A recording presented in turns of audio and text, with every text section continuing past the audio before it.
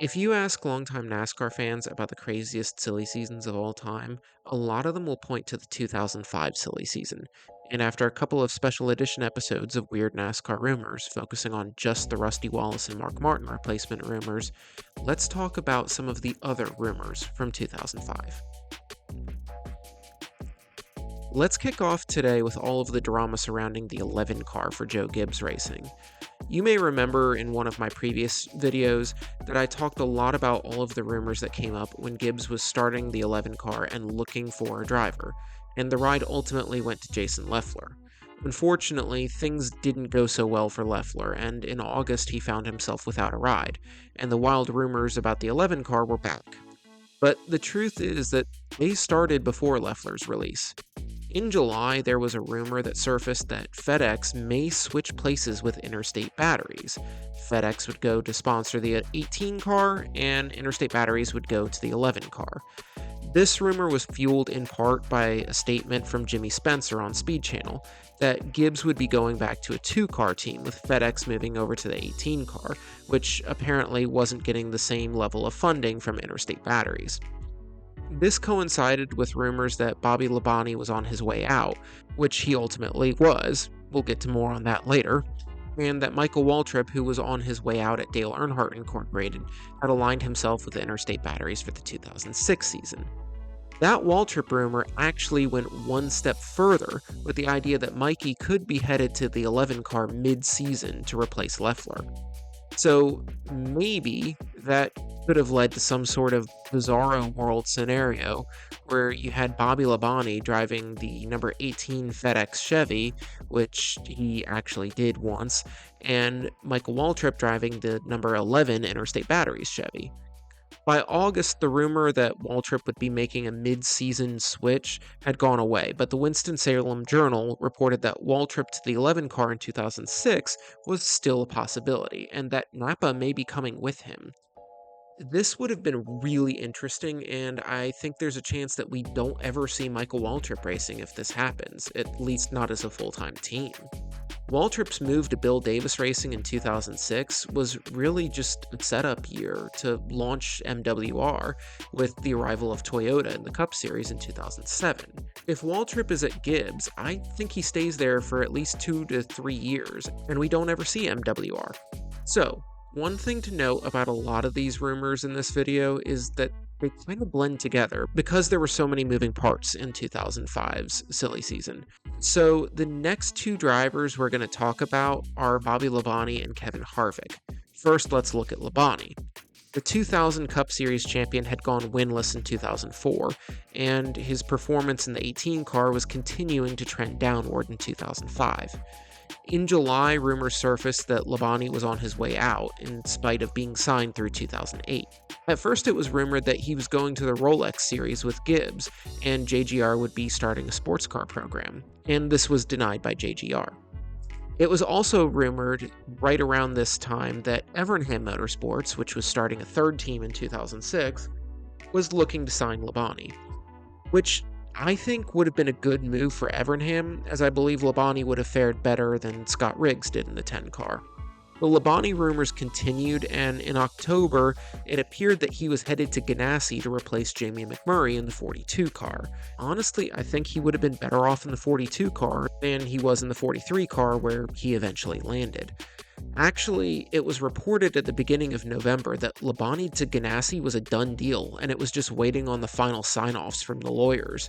But the deal with Petty was confirmed shortly thereafter. I think Labonte would have been a great fit for Ganassi, and he could have been a great veteran leader for the team to go with their young core of drivers. But it's time to get to what I teased a little bit in the thumbnail, the biggest Labonte rumor, and that was the potential trade between Joe Gibbs Racing and Richard Childress Racing, Labonte for Kevin Harvick. There were some conflicting reports on how serious this was, but it sounds like there was a very real possibility of this happening, and there was at least some progress being made toward it until Kevin Harvick made some comments that Gibbs didn't like after the Bristol night race and decided that he was no longer interested. In a Labonte-Harvick swap, Gibbs would have absolutely gotten the better end of the deal, sending a veteran driver who was trending downward for a young future Hall of Famer who still hadn't yet reached his peak. Can you imagine Kevin Harvick spending the rest of his career at Joe Gibbs Racing when the team was at the top of the sport?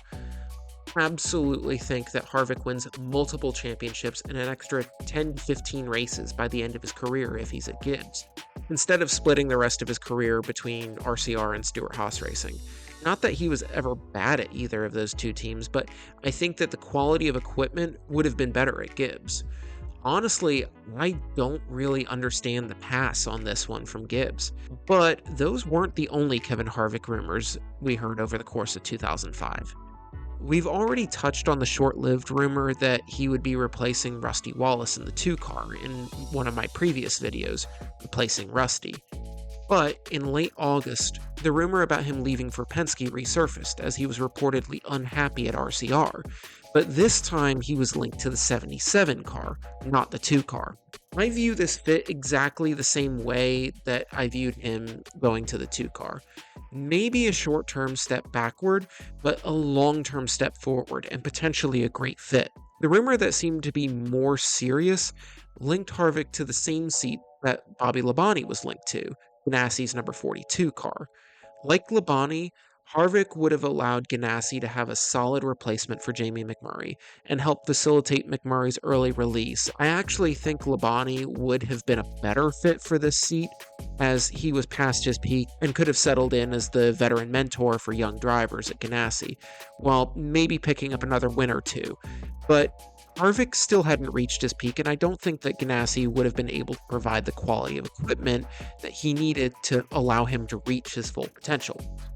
Now, before we move on to our final set of rumors, if you're enjoying this video, please leave a like and subscribe to the channel. Actually, only about 12% of the audience is subscribed to the channel, and my goal is to get it to 15%. So if you can help me out with that, that'd be awesome. Thank you so much for the support. Okay. Even splitting the 2005 Silly season into 3 videos, there was so much going on, I still can't get to everything. So I'm going to condense a few rumors with the same theme, and that is expansions everywhere. In a world that came before the 2008 financial crisis, teams were looking to expand, and we've already touched on the expansion of Evernham, which added a 3rd car with Scott Riggs, but had expressed interest in Bobby Labonte. But there were other teams looking to grow their footprint as well. Haas was looking to expand to 2 cars with the potential driver lineup of Sterling Marlin and Michael Waltrip. The cars would be numbered 0 and 00, which honestly would have been pretty cool. But none of those things came true, and the team would end up signing Jeff Green and have to wait until 2007 for a 2nd car. The rumors about a 3rd Robert Yates racing car resurfaced with the backing of City Financial. Sterling Marlin was linked to that seat as well, but the 2 names that seemed to draw more interest were Martin Truex Jr. and Reed Sorensen. There was also briefly a rumor that Joe Gibbs would be adding a 4th car to pair with the rumor that they'd be shrinking back to 2. I actually think that the most interesting expansion rumor was Ganassi expanding to a 4-car operation, and actually, this one got formally announced in August. The team actually announced that Reed Sorensen would be promoted to the Cup Series in the number 41 Target Dodge, and that Casey Mears would be moving from the 41 car to a 4th car sponsored by 123 Mortgage. The 2006 driver lineup for Ganassi was announced to be Mears, Sorensen, David Stremme, and Jamie McMurray. However, by November, the deal had fallen through, and the sponsor and the team had parted ways, leaving Ganassi with a 3-car team and shifting Mears to the 42 car. So, I'm going to leave you with some honorable mentions before I get out of here. Like I said, there's just not enough time to get to all of the 2005 Silly season rumors without making this video like an hour long. So, honorable mentions. Matt Kenseth to the 11 car, which never really seemed to have any real steam behind it. Sterling Marlin to the 43 car at Petty, or teaming up with Jack Daniels at RCR. both of which would have been pretty cool. Ricky Rudd reuniting with Texaco in the 42 car for a farewell tour, which also would have been really cool. John Andretti to the Wood brothers to drive the 21 car for 1 year to prepare the seat for John Wood, which I like, at least the part about an Andretti in a Wood brothers car. And Paul Tracy to the 96 car for the newly formed Hall of Fame Racing. Seriously, for all of the Paul Tracy to NASCAR rumors there were around this time, it's really amazing to me that we never actually saw him in any Cup Series races. Anyway, that's what I have for you today. Thank you so much for watching, and have a great day.